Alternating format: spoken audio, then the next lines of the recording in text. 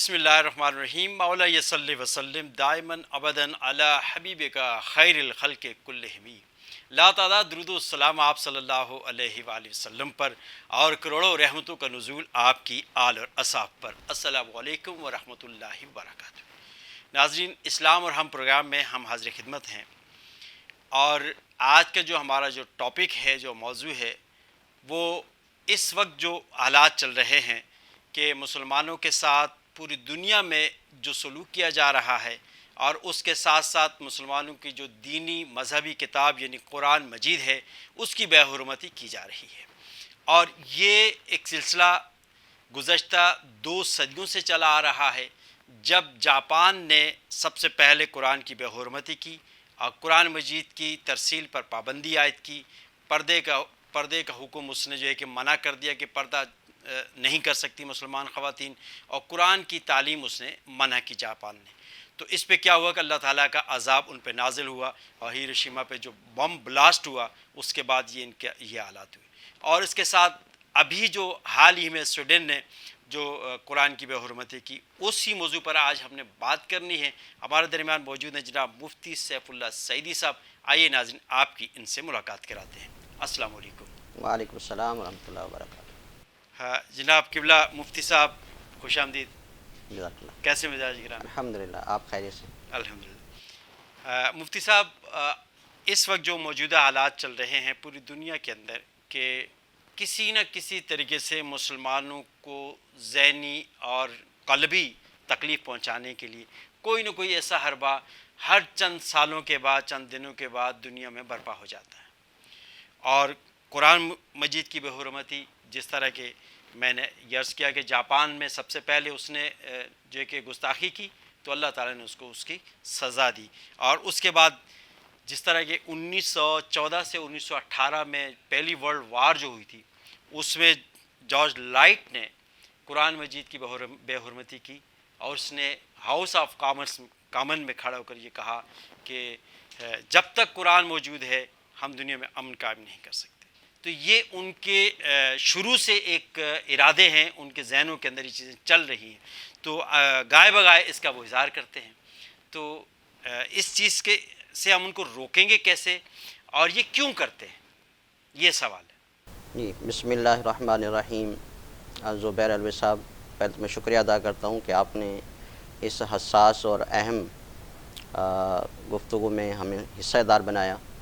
سب سے پہلے تو آپ یہ سمجھیں کہ جو ابھی آپ نے بات کی کہ امن کی، اس وقت دنیا کے اندر اگر کوئی امن کا درس دینے والا مذہب ہے تو وہ اسلام ہے۔ صحیح ہے۔ اور امن کے ساتھ رہنا، امن کے ساتھ زندگی گزارنا، حتیٰ کہ دوسروں کے امن کا خیال رکھنا، یہ سب سے بڑا جو درس ہمیں دیتا ہے وہ دین اسلام دیتا ہے۔ جہاں تک تعلق ہے ان مقدسات دینیہ کی توہین کرنا، میں سمجھتا ہوں کہ یہ اس وقت ہوتا ہے کہ جب بندہ دلائل سے بات کرنے سے عاجز آ جائے، اور اس کے پاس کوئی دلیل نہ ہو سامنے والے کو ہرانے کے لیے، تو پھر وہ اس طرح کے معاملات کے اندر ملوث ہو جاتا ہے۔ صحیح۔ دین اسلام اور اس کے جتنے بھی مقدسات ہیں، ان سب کی تعظیم، تکریم اور ان کی عزت کرنا ہم سب پر لازم و ضروری ہے۔ یہ واحد مذہب اسلام ایسا ہے کہ جو کہتا ہے کہ اپنی مقدسات دینیہ کی بھی حفاظت کریں، دوسروں کے مذاہب کی جو مقدسات ہیں ان کی بھی حفاظت کی جائے۔ ایسا ہی یہ واحد دین اسلام ایک ایسا دین ہے کہ جو حکم دیتا ہے۔ یہی وجہ ہے کہ جو حضرت عیسیٰ علیہ السلام کو ماننے والے ہیں تو ہم بھی حضرت عیسیٰ علیہ السلام کو مانتے ہیں۔ جو حضرت موسیٰ علیہ السلام کے پیروکار ہیں، ان سے بڑھ کر ہم حضرت موسیٰ علیہ السلام کو مانتے ہیں، ان کی تعظیم بھی کرتے ہیں، ان کی عزت بھی کرتے ہیں۔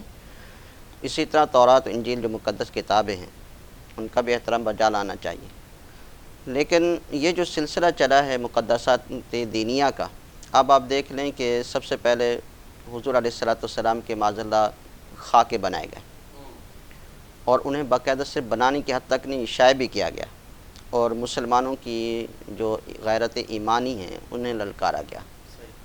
پھر صرف یہ سلسلہ یہیں تک نہیں رکا، اب آپ دیکھیں کہ گزشتہ رمضان مبارک بیت المقدس میں رمضان مبارک شب قدر اور نماز پڑھتے ہوئے نہتے نمازیوں پر گولیاں برسائی گئی اور کئی نمازی شہید ہوئے رمضان مبارک میں. تو یہ مسجد کی توہین ہے، بیت المقدس جو کہ ہمارا قبلہ اول ہے اس کی توہین کی گئی، نماز کی توہین کی گئی.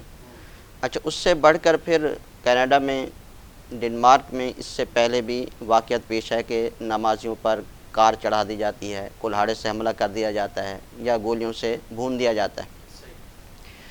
اب یہ جو تازہ واقعہ ہے سویڈن کے اندر، یہ تو یوں سمجھ لیجئے کہ پہلے ہم یہ سمجھتے تھے کہ جتنے بھی واقعات ہیں یہ انفرادی واقعات تھے، کسی ایک شخص نے اپنی آزادی اظہار رائے کا جو ہے وہ معاملہ کیا. لیکن یہاں تو معاملہ کچھ اور ہے. یہاں جو قرآن پاک کی بے حرمتی کی گئی ہے وہ ایک شخص کا عمل نہیں ہے، یہاں باقاعدہ اجازت لی گئی ہے حکومت سے اور گورنمنٹ کی طرف سے باقاعدہ اس کی حفاظت کی گئی ہے. اور یہ بھی سننے میں آیا ہے کہ اس دوران جو وہاں پر قرآن پاک کی بے حرمتی کی جا رہی تھی تو ایک مسلمان نے کوئی پتھر شاید اٹھا کر مارا، تو اس مسلمان کو تو پکڑ لیا اور اسے جیل بھی کر دی گئی، لیکن جو قرآن پاک کو معاذ اللہ جلا رہا تھا اس کی حفاظت کی گئی ہے. تو اب یہ جو معاملہ ہے یہ تھوڑا دیگر واقعات سے مختلف ہے. یہاں پر اب امت مسلمہ کو سوچنا ہوگا، اب سوچنا ہوگا کہ اس کا کوئی ایسا ایک مضبوط لاہ عمل بنایا جائے کہ جس کی بنیاد پر جو ہے وہ مقدسات دینیہ کی اہانت کو روکا جا سکے. یہ ایک اہم مسئلہ ہے. اور دوسرا یہ کہ یہ جو آزادی رائے کا جو اظہار ہے اس کے بھی قیود اور کچھ پابندیاں ہونی چاہیے. صحیح. ایسا نہیں ہے کہ کوئی بھی آ کر کھڑا ہو جائے اور کسی بھی دین، کسی بھی مذہب کی کسی بھی کتاب کو اٹھا کر معاذ اللہ جلا دے یا ان کے مقدسات کو وہ ان کی اہانت کر دے. تو یہ میں سمجھتا ہوں کہ یہ آزادی اظہار رائے نہیں ہے. یہ قطع کلامی آپ نے جس طرح فرمایا کہ مسلم امت کو یہ سوچنا چاہیے، مسلم امہ کو سوچنا چاہیے کہ یہ اس چیز کو روکا جائے، تو کیا مسلمانوں میں اتنا دم خم ہے کہ اس کو روک سکیں گے؟ دیکھیں، مسلمانوں کے اندر تو دم بھی ہے، خم بھی ہے اور سب کچھ ہے. میں سمجھتا ہوں کہ دور حاضر کے اندر جو عسکری قوت ہو وہ بھی مسلمانوں کے پاس موجود ہے، انفرادی قوت ہو وہ بھی مسلمانوں کے اندر موجود ہے. ہاں، اگر کسی چیز کی کمی ہے مسلمانوں کے اندر تو وہ قوت ایمانی، غیرت ایمانی کی کمی ہے. کیونکہ حضور علیہ الصلوۃ نے اس کی پیشن گوئی آپ علیہ السلام 1400 سال پہلے فرما دی تھی کہ ایک وقت ایسا آئے گا کہ جو ہے وہ مسلمانوں کی ہیبت اور ان کا رعب ختم ہو چکا ہوگا. تو صحابہ کرام پوچھے یا رسول اللہ علیہ السلام کیا اس وقت ہم تعداد میں کم ہوں گے؟ آپ علیہ السلام نے ارشاد فرمایا تعداد میں تم بہت زیادہ ہوگے، تعداد میں بہت زیادہ ہوگے، لیکن تمہارے اندر وہن پیدا ہو جائے گا. صحابہ کرام نے کہا یا رسول اللہ علیہ السلام یہ وہن کیا چیز ہے؟ آپ علیہ السلام نے ارشاد فرمایا وہن کا مطلب یہ ہے کہ دنیا سے محبت ہو جائے گی، مال سے محبت ہو جائے گی اور جہاد سے نفرت ہو جائے گی. تو آج اگر ہم دیکھتے ہیں مسلمانوں کے اندر تو ان چیزوں کی کمی ہے کہ دنیا، عیش، عشرت اس میں ہم مگن ہو چکے ہیں. جو ایک دینی سبق تھا ہمیں ایمان، قوت ایمانی کا، غیرت ایمانی کا جو دیا گیا تھا اس کو ہم بھلا بیٹھے. آپ علیہ السلام نے ارشاد فرمایا کہ مومن وہی ہوگا جس کے اندر غیرت ایمانی ہوگی. بالکل آپ نے صحیح فرمایا کہ جس کے اندر جذبہ جہاد جو ہے کہ وہ مفقود ہو جائے گا اس قوم کے اندر، ان مسلمانوں پہ، تو پھر یہ غیرت ایمانی کمزور ہو جائے گی. تو انہوں نے کیا کیا ہے کہ امریکہ کے اندر، یورپ کنٹریز کے اندر اور سعودی عربیہ کے اندر اور خاص طور پر پاکستان کے اندر بھی ایسا انہوں نے کام شروع کر دیا ہے کہ جس میں جو جہاد کی جو آیات ہیں ان کو قرآن سے نکال رہے ہیں. ان کو نکالنے کیونکہ وہ کہتے ہیں کہ جب تک یہ جہاد کی آیات رہیں گی دنیا میں امن قائم نہیں ہو سکتا. تو ہم تو یہ کہتے ہیں کہ آیا یہ جو قرآن مجید ہے یہ مسلمانوں کا نہیں ہے، یہ پوری انسانیت کا ہے. اللہ تعالیٰ نے اس کو پوری انسانیت کے لیے اتارا ہے. ہدی للناس ہے نا. جی بالکل، پوری انسانیت کے لیے ہی ہدایت ہے اس قرآن پاک کے اندر. قرآن پاک کی عظمت اور اس کی شان اور شوکت اور فضیلت کے لیے اتنا ہی کافی ہے کہ آپ یہ سمجھیں کہ یہ کلام کس کا ہے، یہ اللہ رب العزت کا کلام ہے۔ اور حضور علیہ الصلوۃ والسلام نے ارشاد فرمایا کہ اللہ کے کلام کا تمہارے کلاموں میں ایسا مرتبہ ہے جیسا کہ اللہ کا مرتبہ مخلوق میں ہے، یعنی جس طرح مخلوق میں رب العزت کا کوئی مقابلہ نہیں کر سکتا، اسی طرح اللہ کا کلام بھی دیگر کلام اس کا مقابلہ نہیں کر سکتا۔ اتنی عظیم کتاب ہے، اور یہ کتاب تو ایسی ہے کہ اس کو سننے سے مردہ دل بھی زندہ ہو جاتا ہے اور اندھیرے کے اندر اجالا پیدا ہو جاتا ہے۔ آپ دیکھیں نا، خلیفہ ثانی حضرت سیدنا عمر فاروق رضی اللہ تعالیٰ عنہ اسلام لانے کا جو واقعہ ان کا کتنا اہم ہے کہ آپ تلوار لے کر نکلتے ہیں، گھوڑے پر سوار ہوتے ہیں، اور دل کے اندر حضور علیہ الصلوۃ والسلام کے بارے میں یہ نفرت لے کے نکلتے ہیں کہ جہاں ملیں گے معاذ اللہ میں قتل کر دوں گا۔ لیکن جب انہیں کہا جاتا ہے کہ پہلے اپنی بہن کی طرف جائیں، تو بہن کے گھر پہ دروازے پر کھڑے ہو کر سب سے پہلے جو آواز سنتے ہیں وہ تلاوت قرآن پاک۔ وہ جو قرآن پاک کی آیات کی تاثیر تھی، وہ حضرت عمر رضی اللہ تعالیٰ عنہ کے دل کو اس نے بدل دیا۔ تو وہ جو تاثیر اس وقت تھی وہی تاثیر آج بھی ہے، بشرطے کہ اس کی ضرورت ہے قرآن کی تعلیم کو عام کیا جائے، قرآن کے احکامات کو عام کیا جائے، اور مسلمان اس قرآن کے احکامات پر عمل کریں۔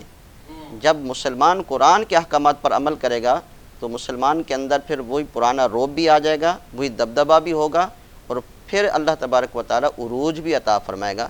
آج ہم دیکھتے ہیں یہ جو ابھی سویڈن کا واقعہ ہوا، تو گزشتہ عرصہ پہلے پیچھے چلے جائیں تو جب بھی کوئی مذہبی مقدسات کی توہین ہوتی تھی تو دل مچل جاتا تھا، لوگوں کے اندر ایک افراتفری سے محسوس ہوتی تھی۔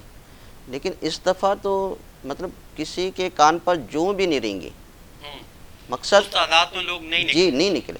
مقصد یہ ہے کہ اب ہمارے دلوں کے اندر وہ ایک جو رنج اور غم پیدا ہونا چاہیے تھا وہ بھی نہیں ہوا، پیدا نہیں۔ کیوں؟ اس لیے کہ وہ جو محبت تھی نا، جی وہ جو ہے نا اتاقوں میں رکھا ہوا ہے، بالکل وہ جو محبت تھی، اور جو حفاظ ہیں انہوں نے اپنے سینوں میں دفن کر لیا ہے، کیونکہ اس پہ عمل تو کر نہیں رہے۔ جی بالکل ایسے وہ جو محبت قرآن تھی ہمارے سینوں کے اندر وہ ختم ہوتی جا رہی ہے، جو تعلق تھا مسلمان کا قرآن سے وہ ہمارا ختم ہوتا جا رہا ہے۔ ابھی 18 ذی الحج حضرت عثمان غنی رضی اللہ تعالیٰ عنہ کا دن گزرا ہے، یوم شہادت گزرا ہے 18 ذی الحج کو۔ تو حضرت عثمان غنی رضی اللہ تعالیٰ عنہ کی سیرت پڑھیں کہ وہ کس قدر قرآن سے محبت کرتے تھے، حتیٰ کہ آپ کی شہادت جب ہوئی تو آپ قرآن کی تلاوت کر رہے تھے۔ حالانکہ جب کسی کے گھر کا محاصرہ ہو اور چاروں طرف دشمن ہو تو بندہ قرآن تو کیا نماز بھی بھول جاتا ہے، وہ اپنے حفاظت اور دفاع میں لگ جاتا ہے۔ لیکن حضرت عثمان غنی رضی اللہ تعالیٰ عنہ کی عظمت پر قربان جائیے کہ وہ دوران شہادت قرآن کی تلاوت کر رہے ہیں، اور قرآن ان کا جو دیکھا گیا تو بوسیدہ تھا، تو وہ ایسے بوسیدہ نہیں تھا کہ ہمارے جیسے گھروں میں اوتاقوں میں رکھ کے بوسیدہ ہو جاتا ہے۔ وہ کہتے ہیں قرآن مجید کو پڑھا اتنا ہے حضرت عثمان غنی نے کہ ہاتھ لگا کر قرآن پاک بوسیدہ ہو چکا تھا۔ اور پھر حضرت عثمان غنی رضی اللہ تعالیٰ عنہ کا یہ قول آج بھی ہمارے لیے مشعل راہ ہے۔ آپ نے فرمایا کہ میری زندگی کا ایک دن بھی ایسا نہیں گزرا جس دن میں نے قرآن کی تلاوت نہ کی ہو۔ سبحان اللہ۔ تو ریاست مدینہ کے سربراہ تھے، خلیفہ سوم تھے، کتنی مصروفیات ہوں گی ان کی، لیکن اس کے باوجود قرآن کی تلاوت کو نہیں چھوڑتے۔ آج تو ہمارے حکمرانوں کو پڑھنا کیا، روز کی تلاوت کیا، ان کو تو تلاوت ہی نہیں آتی۔ تلاوت اور قرآن کی مختصر سی صورت پڑھنا نہیں آتی ان کو، اس میں غلطیاں کرتے ہیں۔ جی تو یہ تعلق ہمارا جو تھا وہ تعلق ہمارا ختم ہو گیا ہے۔ پہلے لوگ قرآن کو پڑھتے تھے، سیکھتے تھے۔ حضرت عبداللہ ابن مسعود رضی اللہ تعالیٰ عنہ قرآن پاک کا درس دے رہے تھے تو ایک دیہاتی وہاں سے گزرا، تو اس نے پوچھا کہ یہ کیا کر رہے ہیں آپ؟ تو حضرت عبداللہ ابن مسعود رضی اللہ تعالیٰ نے ارشاد فرمایا کہ یقتسمون میراث محمد صلی اللہ علیہ وسلم، ہم اپنے نبی کی میراث کو تقسیم کر رہے ہیں۔ اللہ یہ تو میراث ہے، بالکل یہ میراث اور آپ کو پتہ ہے میراث اسے ملتے جو اپنا ہوتا ہے۔ دین کی محبت اسے ملے گی جس سے اللہ تعالیٰ جس کے دل کے اندر اپنائیت پیدا فرمائے گا۔ تو قرآن تو ایک بہت عظیم کتاب ہے، اس کو سمجھنا چاہیے، اور یہ صرف مسلمانوں کی نہیں ہے، اس کے اندر پوری امت مسلمہ کے ساتھ ساتھ پوری انسانیت کی اس میں ہدایت، اور لوگوں نے ہدایت لی بھی ہے۔ اچھا یہ ایک اور چیز میں آپ کو بتا دوں، اس طرح کے جتنے بھی واقعات ہیں یہ لوگ شاید یہ سمجھتے ہیں کہ ان واقعات کی وجہ سے غیر مسلم اسلام سے شاید دشمنی میں بڑھ جائیں گے، حالانکہ یہ واقعات اسلام میں محبت میں اضافے کا سبب بنتے ہیں۔ بالکل بالکل، وہ راستہ ہموار کر دیتے ہیں، جو لوگ جس طرف نہیں ہوتے وہ بھی سوچنا شروع کر دیتے ہیں کہ آیا یہ غلط ہوا، ہمیں بھی اس میں پارٹیسپیٹ کرنا جی چاہیے، جی اپنے دین کے لیے بالکل، سربلندی کے لیے اٹھنا بلکہ چاہیے۔ وہ جب مسلمانوں کو اپنی مقدسات کی تعظیم میں باہر نکلتا ہوا دیکھتے ہیں، احتجاج کرتا ہوا دیکھتے ہیں، تو غیر مسلم مجبور ہو جاتا ہے کہ ایسی کیا چیز ہے کہ جو پوری دنیا کے اندر مسلمانوں کو متحد کر دیتی ہے، تو پھر وہ اس میں تحقیق میں لگتے ہیں، پھر قرآن کی تلاوت کرتے ہیں اور احادیث مبارکہ حضور کی سیرت کو پڑھتے ہیں، تو پڑھتے پڑھتے وہ مسلمان ہو جاتے ہیں۔ پڑھتے پڑھتے مسلمان ہیں، کیا کہنے جزاک اللہ۔ جس طرح کہ آپ نے ارشاد فرمایا ہے کہ دین ایمانی اس کے اندر جو ہے کہ ایمانی جذبہ کم ہو جاتا ہے، قرآن کی تلاوت جب نہیں کرتے تو ڈیفینیٹ یہ مظاہرے ہمارے سامنے آئے روز ہوتے رہتے ہیں، اور حفاظ کرام بہت سے لوگوں کے سینوں میں اس کے قرآن مجید موجود ہے لیکن اس پہ عمل پیرا نہیں۔ جی عمل نہیں۔ تو اس وقت ضرورت اس عمل کی ہے کہ ہم اس پہ عمل کریں، جب تک عمل نہیں ہوگا دنیا کو پتہ نہیں چلے گا۔ اور آج تک جس نے بھی ترقی کی ہے، جس نے بھی آگے پہنچا ہے، منازل طے کی ہیں، اس نے قرآن سے ہدایت لی، قرآن سے رہنمائی لی۔ آج دنیا ستاروں چاند پہ پہنچ گئی تو وہ قرآن سے اس نے رہنمائی لی۔ اور بہت سے لوگ جو ہے کہ یہ دیکھ کر جس طرح آپ نے فرمایا کہ وہ مسلمان ہو رہے، تو یہ سلسلہ یہ آیا جو ہے کہ صرف قرآن مجید تک رہے گا یا دوسری مذاہب کی جو کتابیں ہیں ان تک بھی یہ جائے گا، مقدس جو کلام ہے؟ دیکھیں یہ جو توہین مذاہب ہو یا توہین مقدسات دینیہ ہوں، یہ سلسلہ رکے گا نہیں، یہ رکے گا نہیں، کیونکہ بہت سارے افراد دنیا میں ایسے ہیں جو مسلمان نہیں ہیں لیکن دیگر مذاہب سے بھی وہ نفرت کرتے ہیں۔ ابھی یہ جو سویڈن کے اندر واقعہ ہوا ہے، جس میں باقاعدہ اس نے اجازت لی ہے اس بنیاد پر کہ مجھے اپنی ایک رائے کا اظہار کرنے کا موقع دیا جائے، اور میرے مطابق جو ہے میں اس قرآن پاک کو معاذ اللہ جلانا چاہتا ہوں، تو اب یہ بھی سننے میں آیا کہ اسی عدالت میں 3 درخواستیں اور بھی آئی ہیں۔ ان کے نزدیک یہ ہے کہ ہمیں بھی اپنے جو رائے کا اظہار کرنے کا موقع دیا جائے، ہم تورات اور انجیل کو جلانا چاہتے ہیں۔ اللہ اکبر۔ تو ظاہر سی بات ہے یہ دنیا ہے، متنوع جبکہ لوگ، تورات و انجیل ابھی اپنی اصلی حالت میں بھی نہیں ہے، جی جی بالکل، اصلی حالت میں نہیں ہے، لیکن اس کے باوجود وہ جلانا چاہتے لیکن ہیں۔ ظاہر سی بات ہے تورات اور انجیل کے ماننے والے تو تو ہیں یہ نا۔ دہریہ ہے، کسی مذہب کو نہیں مانتے یہ لوگ۔ دیکھیں اس طرح کے جو معاملات ہوتے ہیں اسے تو ہم دہشت گردی میں ہی شمار کریں گے، اور یہ بہرحال ہم سنتے ہوئے ہیں کہ دہشت گرد کا اور فسادی کا کوئی ایمان، کوئی مذہب نہیں ہے، صحیح، کسی بھی مذہب کے ساتھ ہم اس کو جوڑ نہیں سکتے، الا یہ کہ وہ خود اپنے مذہب کا اظہار کرے۔ تو ظاہر سی بات ہے کوئی بھی مذہب یا کوئی بھی مذہب کا پیروکار اپنے پیروکاروں کے اندر دہشت گردی کی اجازت نہیں دے سکتا، نہیں دے سکتے۔ تو لہذا ہم اس کو کسی مذہب کے ساتھ نہیں جوڑ سکتے۔ یہ ماضی میں ہم نے دیکھا ہے کہ کہیں پر اگر کوئی دہشت گردی ہوئی ہے یا کوئی فساد ہوا ہے تو اسے اسلام کے ساتھ جوڑ دیا گیا ہے، جبکہ اسلام یہ درس نہیں دیتا۔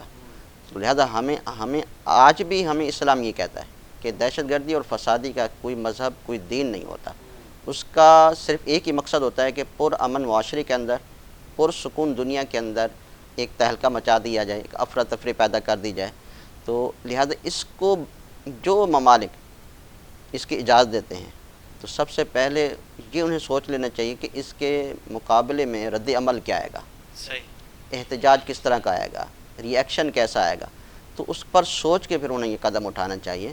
اور خاص طور پر مسلمانوں کی تو تعداد اور آبادی تو الحمدللہ پوری دنیا میں عرب سے بھی زیادہ تجاوز جی بالکل کر چکی ہے، تو لہذا اس کا خیال کرنا چاہیے اور انہیں دیکھنا چاہیے کہ اس کا رد عمل کیا آ سکتا ہے۔ ہاں اب یہ ہے کہ ایک یہ بھی ہو سکتا ہے کہ وہ اس طرح کے معاملات کو کر کے مسلمانوں کی جو ہے وہ احتجاج کی صورت کو منفی اثر میں بھی لے جاتے ہیں بعض اوقات، کیونکہ جب اس طرح کے معاملات ہوتے ہیں اور مسلمان احتجاج کرتے ہیں تو ظاہر سی بات ہے یہ انتہا پسند ہیں یا یہ توڑ پھوڑ کرنے والے ہیں، تو ان کا رویہ دیکھ لیں تو پھر ان چیزوں کو پھر وہ ایک منفی چیز لے آتے ہیں۔ آپ آپ نے احتجاج کی بات کی، تو احتجاج کا کیا طریقہ ہونا چاہیے، کس طریقے سے اظہار کیا جائے کہ یہ ہمارے جو ہے کہ ڈسکریشن آف توحید قرآن ہوئی ہے، یا ہمارے جو ہے کہ کسی پیغمبر کے خلاف کوئی توہین انہوں نے کی ہے، یا نبی کریم صلی اللہ علیہ وسلم کے لیے توہین کی ہے، نعوذ باللہ. تو اس کا پھر احتجاج کیسے ریکارڈ، پروٹیسٹ کیسے کیا جائے؟ دیکھیں احتجاج اب یہ جو موجودہ واقعہ ہوا ہے، اب کیونکہ یہ گورنمنٹ سطح پر ہوا ہے، تو جب معاملہ حکمرانی سطح پر ہو، گورنمنٹ سطح پر ہو، تو پھر احتجاج بھی اسی لیول کا ہی ہونا چاہیے. ہمیں چاہیے تھا کہ ہمارے حکمران، بلکہ امت مسلمہ کے جو ممالک ہیں وہاں کے حکمران اس پر باقاعدہ احتجاج کریں، ان کے سفیروں کو طلب کریں، ان کے سامنے احتجاج کیا جائے اور شدید الفاظ میں احتجاج کیا جائے. اور دوسرا یہ کہ صرف احتجاج تک پھر نہیں رکنا چاہیے، ہمارے حکمرانوں کو چاہیے کہ ایسی پالیسیاں مرتب کریں کہ جو پالیسیاں ان ممالک کو مجبور کریں کہ وہ اس طرح کی احکامات نہ دیں. جزاک اللہ، بہت شکریہ. جس طرح کہ آپ نے ارشاد فرمایا کہ ایسا کچھ کیا جائے کہ کچھ ہی معاملات درست ہو جائیں، لیکن لگتا نہیں ہے، کیونکہ مسلمان جو ہے کہ ان میں وہ دمخم ابھی موجود نہیں ہے جو ہونا چاہیے تھا. جزاک اللہ، بہت شکریہ آپ کی تشریف آوری کا. ناظرین، آج کے اس پروگرام میں ہم نے ڈسکس کی آج کا جو آج کی ایرا میں جو کام چل رہا ہے، جس طرح کے قرآن مجید کی بے حرمتی اور اس طرح کے واقعات جو رونما ہوتے رہتے ہیں، اس کے حوالے سے ہم نے بات کی کہ پورے اسلامی دنیا اس بات کو کنڈم کرتی ہے، اس پہ احتجاج کرتی ہے بھرپور انداز میں کہ قرآن پاک کی بے حرمتی کسی طور پر مسلمانوں کو قبول نہیں ہے. اور اس کے ساتھ ساتھ ہم دنیا کے کسی بھی مذہب کی جو ہے کہ توہین مسلمانوں میں اس کو یہ برداشت نہیں ہے کہ مسلمان یہ نہیں سمجھتے کہ دنیا میں کسی مذہب کی بھی توہین کی جائے. تو ہم پرامن ہیں، مسلم پرامن ہے اور امن سے رہنا چاہتا ہے. وہ کہتا ہے خود بھی جیو اور ہمیں بھی جینے دو. اجازت چاہتے ہیں، فی امان اللہ.